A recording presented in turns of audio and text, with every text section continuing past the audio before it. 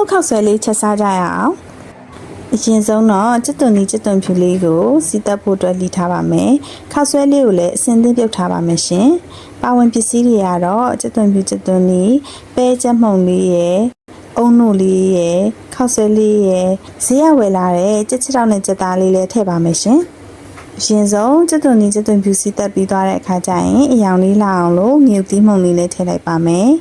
ပြီးသွားတဲ့အခါကျရင်တော့ကြက်သားလေးရယ်ကြက်ချောက်လေးရယ်ပါထည့်ပြီးတော့နူးနေအောင်ပြုတ်ထားလိုက်ပါမယ်ရှင်ရေလေးပေါ့ဆူလာပြီဆိုလို့ရှိရင်တော့ခုနကပဲမှုန်လေးကိုအရေဖြော်ထားတာလေးကိုလောင်းထည့်လိုက်ပါမယ်ပြီးရင်တော့အရသာအတွက်စားအချိုမုတ်ပဲငံမြရဲ့အချိုလေးလည်းထည့်လိုက်ပါမယ်ရှင်ကြက်သားလေးတွေနူးသွားအောင်လို့ရေလေးလည်းထည့်ပြီးတော့ခဏဆူအောင်လို့တည်ထားလိုက်ပါမယ်ရေလေးပေါ့လာပြီဆိုရင်တော့အသင့်ပြင်ထားတဲ့အုံနို့လေးလည်းထည့်လိုက်ပါမယ်ရှင်အုံနို့ကတော့ဘူးတစ်ဝက်လောက်လေးတုံထားပါတယ်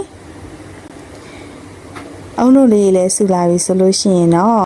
ပဲပြားလေးရယ်အသားတူလေးရယ်ကြက်ဥလေးရယ်ပါအရသာစုံလင်သွားအောင်လို့ထည့်လိုက်ပါမယ်ရှင်ဒီတိုင်းလေးခဏလေးတည်ထားလိုက်ပြီဆိုလို့ရှိရင်တော့ရပါပြီအခုလိုလေးပွဲပြင်ထားတဲ့စားကျင်စပွဲအုံနို့ခောက်ဆွဲလေးကိုသုံးဆောင်ကြပါအောင်နော်